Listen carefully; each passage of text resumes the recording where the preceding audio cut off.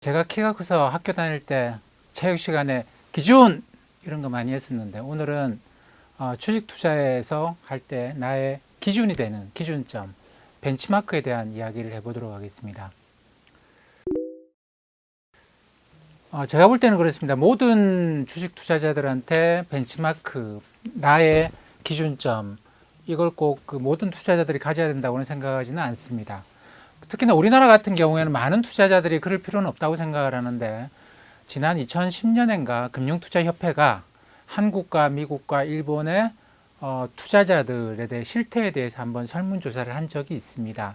거기에 따르면 우리나라 투자자들은 왜 투자를 하느냐라고 물어보니까 69%가 목돈 마련이라고 해요. 목돈 마련이라고 하고 단 14%만이 노후 자금을 마련하기 위해서 노후에 내가 이제 소득이 없을 때를 대비해서 지금 저축을 하는 그런 식으로 투자를 한다라고 대답을 했다고 합니다. 근데 미국의 경우에는 이게 70%가 넘어요. 76%의 사람들이 주식 투자를 왜 하느냐고 물었더니 76%의 사람이 노후에 내가 소득이 없을 때를 대비해서 주식 투자를 한다고 합니다. 그럼 이거는 제가 볼 때 어마어마한 차이인데요. 한국의 대부분의 투자자들은 목돈 마련을 위해서 투자를 합니다. 기본적으로 투자가 굉장히 좀 단기적이 되겠죠.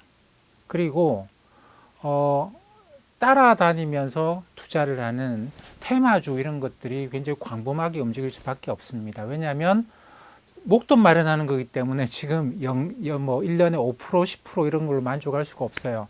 그 설문조사에서 한국 투자자들한테 1년에 연간 몇 퍼센트 정도를 기대하느냐라고 물어봤더니 평균이 26%가 나왔습니다. 물론 2010년이라는 특수한 상황이 있긴 했죠. 2009년에 워낙 주가가 많이 올라갔기 때문에, 그때 2008년 금융위기 이후로 올라갔지 않습니까? 그렇기 때문에 눈높이가 좀 높아진 것도 있겠습니다만, 기본적으로 목돈 마련을 하기 위해서 투자를 하기 때문에 소액으로 주식을 투자를 하고, 이 소액이 크게 불어나길 바라기 때문에 이게 이제 1년에 5% 움직인다 이런 거 투자하고 싶은 생각이 별로 없는, 그렇다고 봐야 됩니다. 물론 그 이후에 지난 10년 동안의 세상이 좀 많이 바뀌긴 했겠습니다만, 한국의 투자자들 같은 경우에는 아직도 그런 식의 목돈 마련 투자가 많습니다. 아무래도 한국의 개인들의 경우에는 자산이 부동산에 많이 들어가 있죠. 미국의 경우보다 부동산에 굉장히 많이 들어가 있고, 그러다 보니까 실제로 금융자산에 투자할 수 있는 현금이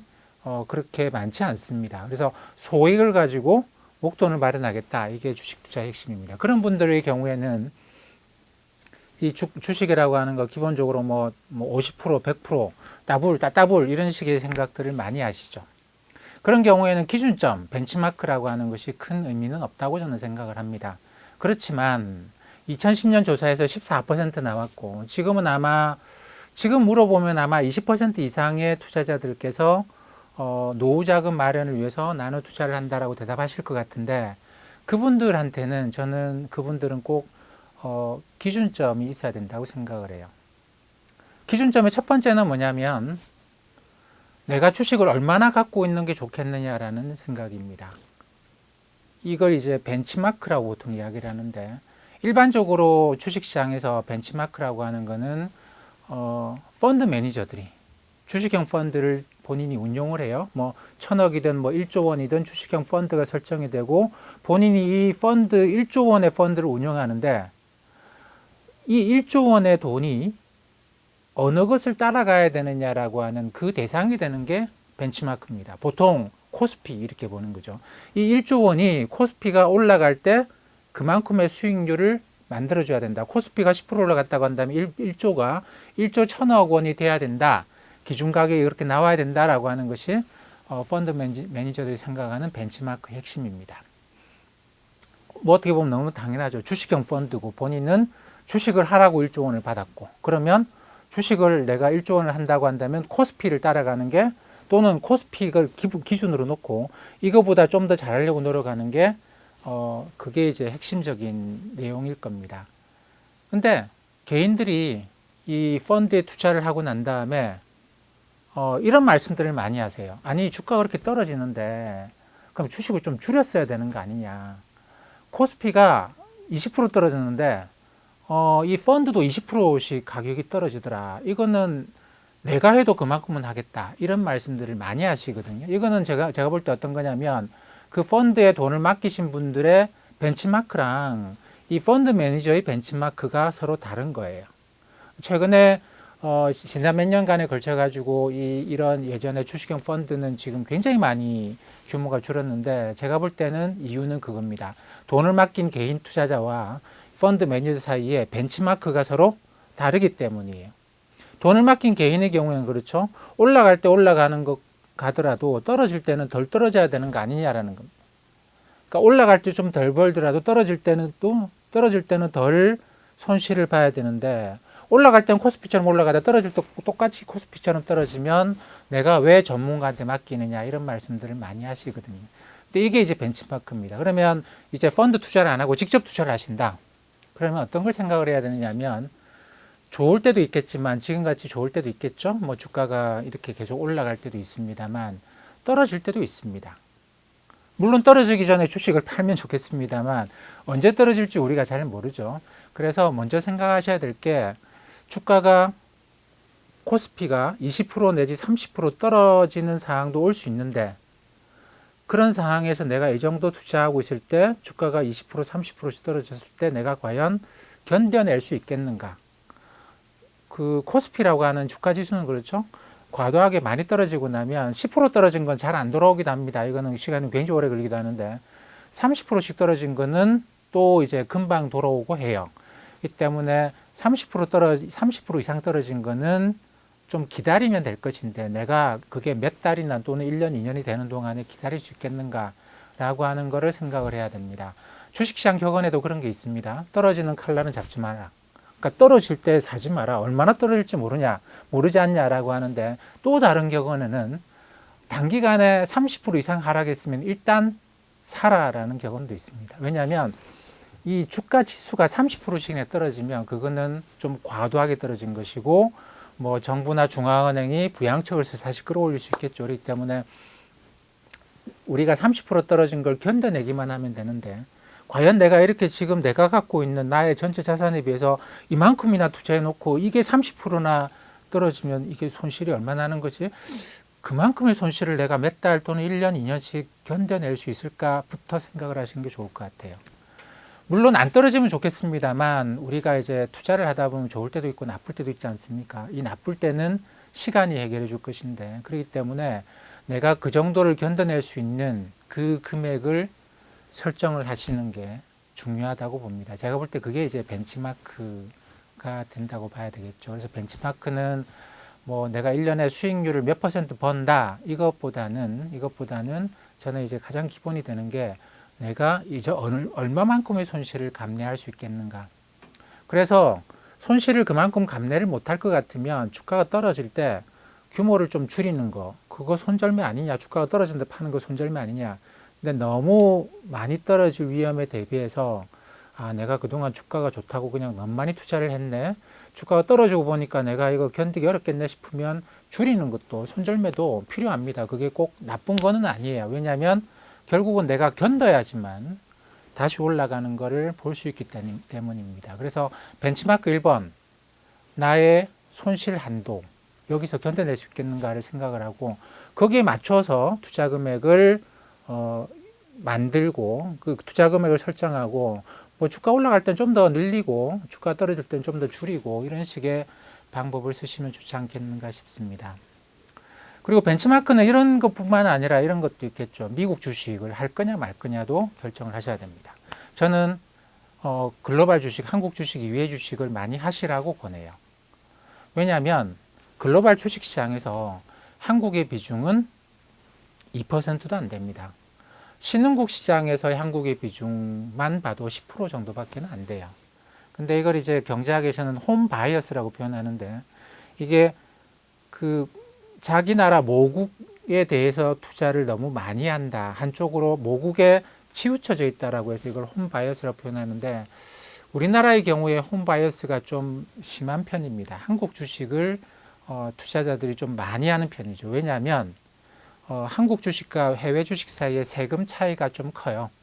이번에 세제 개편이 일어납니다만 그래도 한국 주식에 대해서는 5천만 원까지는 투자 수익에 대해서 비과세로 한다고 합니다. 근데 해외 주식은 이게 250만 원인가 뭐 그렇죠. 그 다음에부터는 이제 세율이 20%가 되는데 그러다 보니까 아무래도 세금이 작은 한국 주식에 대한 투자를 많이 하게 되는 그런 경향을 갖고 있습니다. 전 세계에서 한국이 가장 뭐 이 정도로 개방된 나라 중에서는 가장 큰 편이 아닌가라고 생각을 합니다.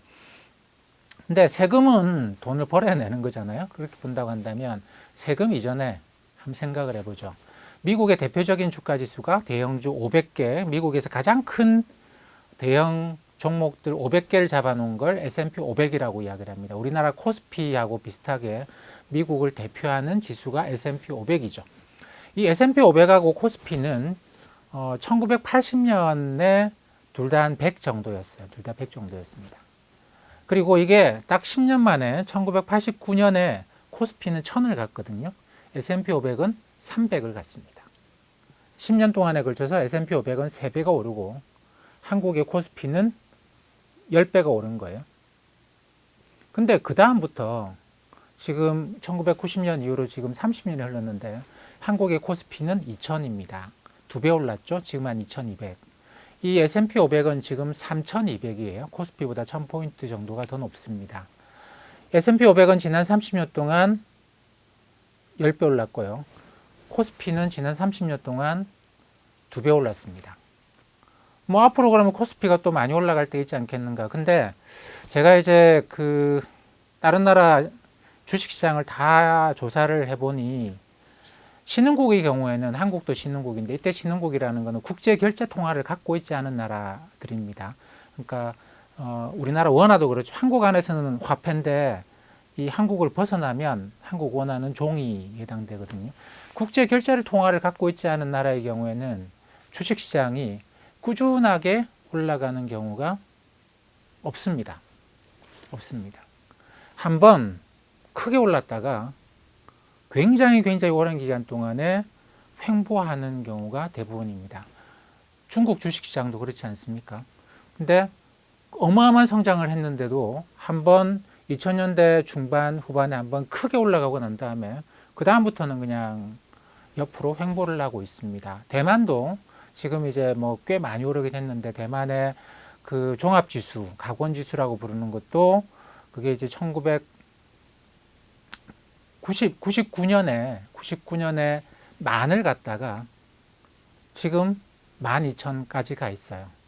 그 만이 다시 넘은 것도 거의 한 30년 걸려서 만이 겨우 다시 넘더라고요. 이런 식으로 그 신흥국의 경우에는 한번 이 나라가 그 경제가 이륙하는 상황이 있습니다. 그때 주가가 크게 오르고 난 다음에 그 다음부터는 주가 지수가 그렇게 잘 올라가지 못하는 경향을 보입니다. 근데 국제 결제 통화를 갖고 있는 미국이나 이런 나라 같은 경우에는 주가가 꾸준하게, 물론 미국도 그동안의 패턴을 보면 10년, 20년 오르고 한 10년은 횡보하고 10년, 20년 오르고 한 10년 횡보하고 이런 패턴을 보였습니다만 아주 오랫동안에 미국 주식을 연구한 학자에 따르면 200년 동안에 이런 식의 패턴으로 계속 계단식으로 올라왔다라는 거예요. 근데 신흥국의 경우에는 그런 패턴을 잘 안 보입니다. 그렇기 때문에 우리가 한국 주식이 세금이 적다는 이유로 한국 주식에만 계속 투자할 수는 없는 것이죠. 그래서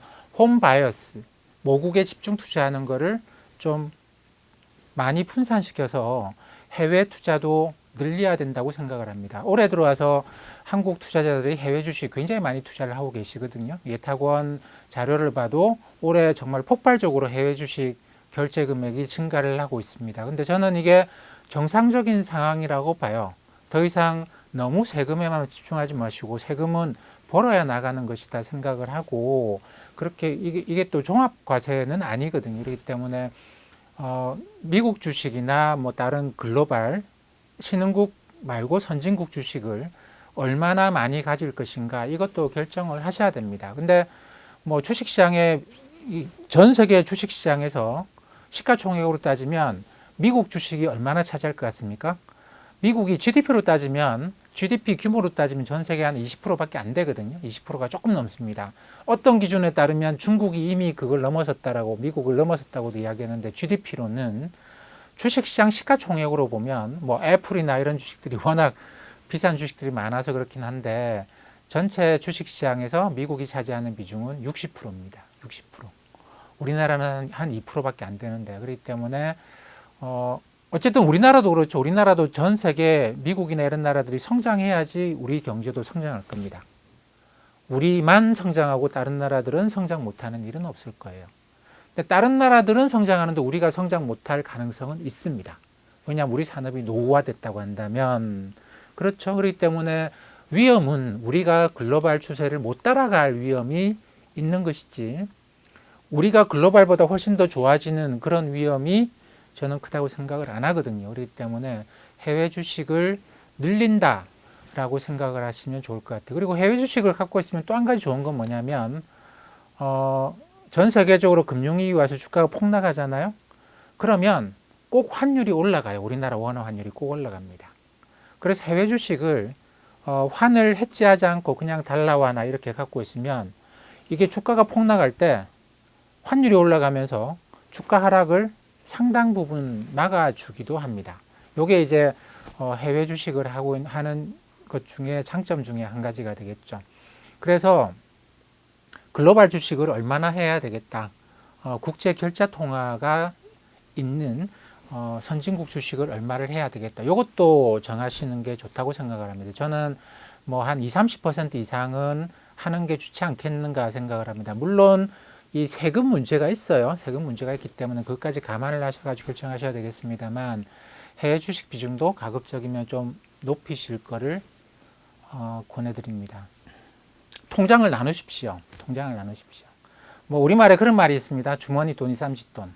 뭐 이 돈이나 저 돈이 똑같은 돈 아니냐. 주머니에 든 돈이나 쌈지에 싸놓은 돈이나 똑같은 돈 아니냐. 돈에 뭐 꼬리표가 붙어 있는 것도 아니고. 그러니까 그냥 뭐 이거 구분하지 말고 그냥 쓰면 되지 않겠느냐. 또는 그냥 투자하면 되지 않겠는가. 근데 저는 거기에 대해서는 반대를 합니다. 왜냐하면 뭐 그 나이 많으신 분들 보면 그렇게 하잖아요. 가령 뭐 손주 태어났을 때 봉투 하나를 마련해서 여유가 될 때 여기다가 돈을 조금씩 넣어 놓습니다. 손주 대학 갈 때 등록금하라고 주고 뭐 이런 게 있거든요. 그러니까 또는 뭐 적금 같은 걸 하지 않습니까? 언제 쓰기 위해서 적금을 마련하고 그렇게 통장을 여러 개로 나누죠. 저는 통장을 주식도 여러 개로 나눠야 된다고 생각을 합니다. 가장 중요한 통장은 나의 노후를 위해서 주식 투자한다. 그러면 이거는 개인연금 통장으로 마련하셔야 됩니다. 증권회사 개인연금이라는 것은 은행도 있고 보험사도 있고 증권사도 다 있어요. 근데 증권사는 주식이 되거든요. 주식을 할 수 있습니다. 근데 아마 거의 대부분의 경우에 개별 주식은 안 되고 ETF 같은 거 할 수 있을 거예요. 국내든 해외든 국내 주식 중에서 ETF 거래를 할 수 있는데 나는 노후 자금 준비하기 위해서는 굳이 개별 종목은 할 필요가 없다고 생각을 하고 나는 주가 지수에 투자하겠다라고 생각을 하면 그러면 이 개인연금, 증권사의 개인연금 통장을 만드셔서 이거는 나의 노후 자금을 위해서 굉장히 중요한 통장인데 요거는 ETF 같은 걸로 하겠다. 펀드나 ETF를 하겠다. 이렇게 정해 놓으시고 그러면 개별 종목은 안 하냐?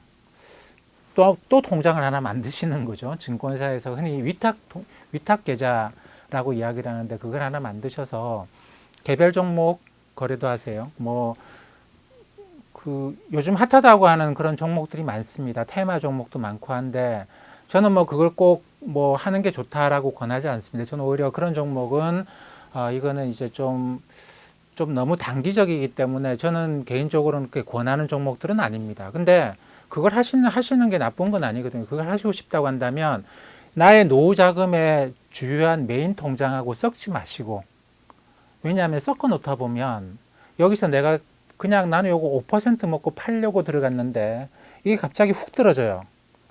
그러면 갑자기 나는 감정적으로 격앙이 되면서 아니 이거는 아니지라고 생각을 하면서 어느 순간 나도 모르는 사이에 여기 있는 큰 돈을 나의 노후를 위해서 준비했던 돈을 이거를 사버리게 됩니다. 물타기를 이렇게 푹 들어가게 돼요.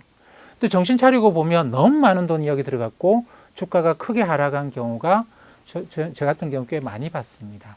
그렇기 때문에 아예 통장을 따로 해서 저는 요 트레이딩, 그러니까 잦은 매매를 하는 통장은 이 통장은 나의 전체 자산의 절대로 5%를 넘어서는 안 된다라는 원칙을 갖고 있고 고객들한테도 그렇게 말씀을 드리는데 이 통장에서만 그런 종목들을 거래를 하시는 게 어떻겠는가 생각을 합니다. 그리고 또 하나 해외 주식 같은 경우에 되게 노후 자금 마련하기 위한 개인연금 계좌에서 해외 주식이 안 된다고 한다면 이것도 하나의 통장을 만들어서 가지고 가시는 게 좋지 않겠는가 싶습니다. 그래서 주식을 좀 진중하게 나의 아주 먼 미래를 위해서, 왜냐하면 소득이 없고 그런 경우에 내가 경제적인 자유를 유지하려고 그러면 그때는 정말 돈이라는 게 필요하지 않겠습니까? 저희 아버님도 연세가 지금 87세인데 그런 말씀을 하십니다. 젊을 때는 그렇게 돈이 중요하다고 생각하지 않았다. 하지만 나이가 드니까 정말 돈이라는 게 중요하다라고 생각을 한다. 그러니까 너무 늦기 전에 노후를 준비해라, 이런 말씀을 저희 아버님도 저한테 하시는데, 어쨌든 그런 소득이 없어지고 난 다음에 나의 경제적인 자유를 유지시켜 줄 수 있는 돈을 마련하시는 것을 주식 투자의 목표로 삼으신다고 한다면 일단 벤치마크라는 걸 정해야 된다는 거예요. 내가 얼마나 이 정도 손실을 봤을 때 견딜 수 있겠는가를 생각을 하시고, 그리고 해외 주식 비중도 내가 어느 정도까지는 하겠다라는 걸 정하시고, 그리고 주머니 돈이 30조 돈이라고 하지 마시고, 요거는 나의 노후를 위한 거니까 굉장히 진중하게 내가 이거는 절대 다른 계좌로 섞지 않겠다라는 거를 메인 통장으로 두시고, 주요 통장으로 주시고, 트레이딩 하겠다, 요거는 뭐 하고 싶다고 하신다면 소액으로 따로 통장을 만드시고, 절대 이 통장과 이 통장 사이에서 돈이 오고 가지 않도록 하는 것이 중요하다고 생각을 합니다.